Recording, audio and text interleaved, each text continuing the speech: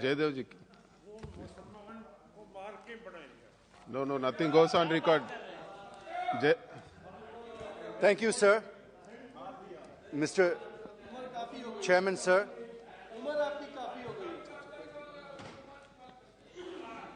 Thank you, sir. Chairman, sir, I rise to support the additional expenditure the Honourable Finance Minister is seeking from the House through the first batch of supplementary demand for grants for 2022-23, and also the demands for excess grants for 2019-20. Sir, I will be brief and crisp since time given to me is very little. Sir, let me start with the issues of my state of Andhra Pradesh first. First is the issue that has been going on for the last 3 years, sir. The farmers of 29 villages who have given 33,000 acres of fertile agricultural land for the development of the capital city of Amaravati have been on a non-stop protest since December 2019, fighting to ensure that Amaravati is made the sole capital of the state and to ensure that the promises made by them by the Government of India are fulfilled. In a few days from now, that is on the 18th of December 2022, we are going to mark 3 years of protest. There has never before been such a long protest by farmers for their rights in the country, sir.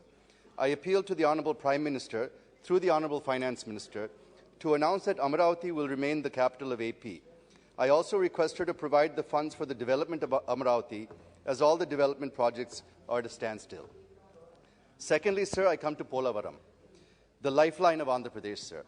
The completion of the project will turn our state into a lush green state, full of crops, and also meet the drinking water requirements of the entire state. Therefore, I urge the Honourable Finance Minister to approve the revised cost estimate amount of 55,548 crores as recommended by the TAC, which includes the cost for land acquisition and R&R for the people displaced due to the project. Finally, through you, sir, I request the Honourable Finance Minister to release the funds for the 18 commitments mentioned in the AP Reorganization Act.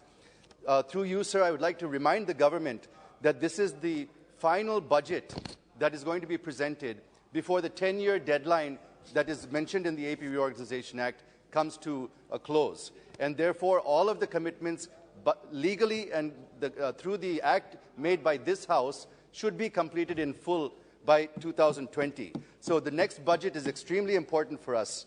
And therefore, I request the Honourable Finance Minister to start releasing funds to ensure that all the promises made in the Act to the 5 crore people of Andhra Pradesh are fulfilled in full.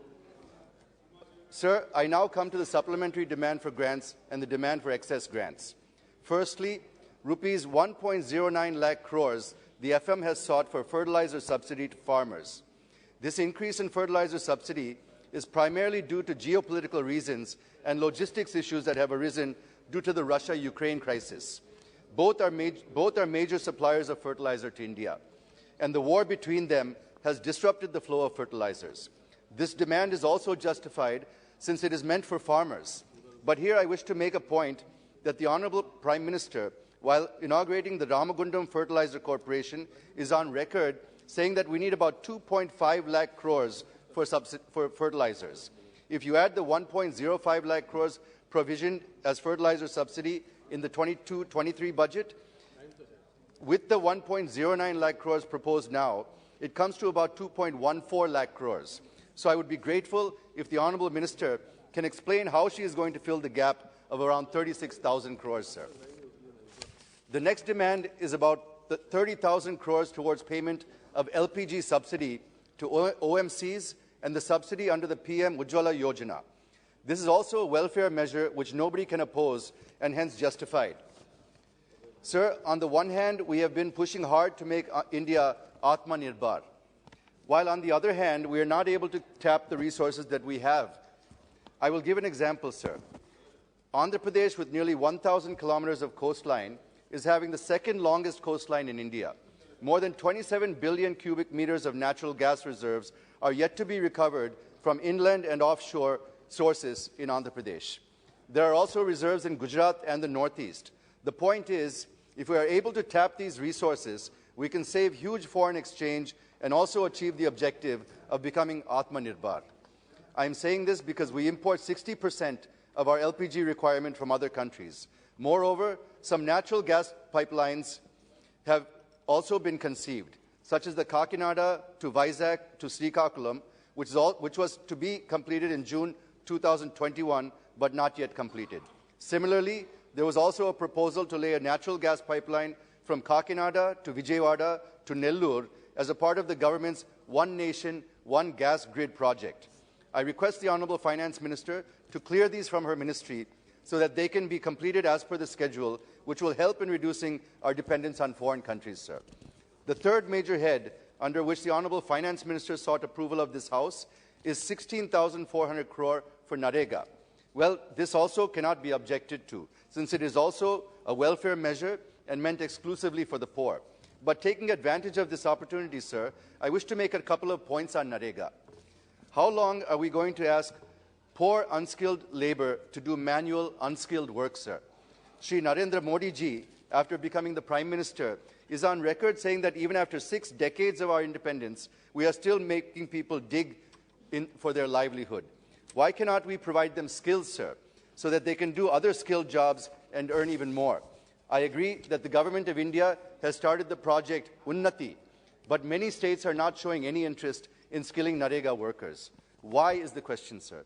What are the reasons behind this? Secondly, the government targeted to give skill training to 20% of Narega workers who completed 100 days of unskilled work in 2020-21. But only a few thousand have been given skill training in 2021, sir.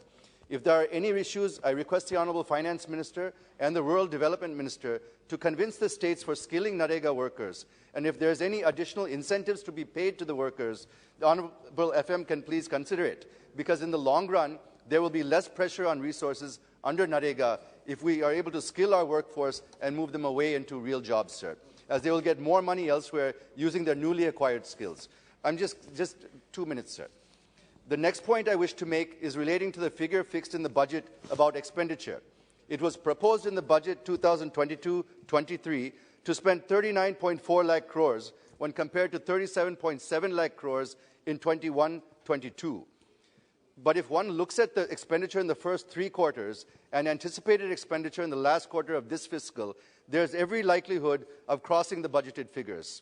It means it is going to breach the fiscal deficit target of 6.4%.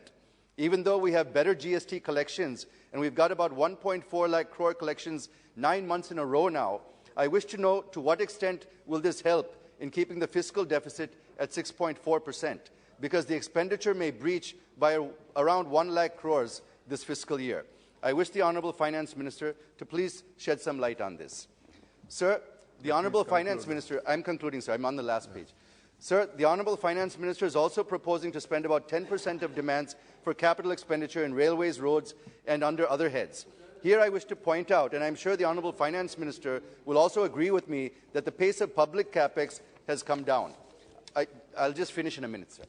If one looks at the budget papers, it was proposed to spend 35% higher, which was about 3% of GDP, at 7.5 lakh crores as capital expenditure for 2022-23. But public capex is not picking up. I wish to know the reasons behind this from the Honourable Minister. Moreover, sir, the Honourable Finance Minister in her budget speech at para number 113 allocated 1 lakh crores to states for capital investment. The Finance Ministry approved 58,200 crores under Part 1, but released only 26,300 crores. Under Part 2, 898 crores has been released, and another part, Ministry has approved and released 1,200 crores. Sir, we're at the fag end of the third quarter, and not even 30% was announced in the budget. So I'll just complete the conclusion. I'm coming to conclusion, sir. More than your allotted I'll time. just complete the conclusion, sir.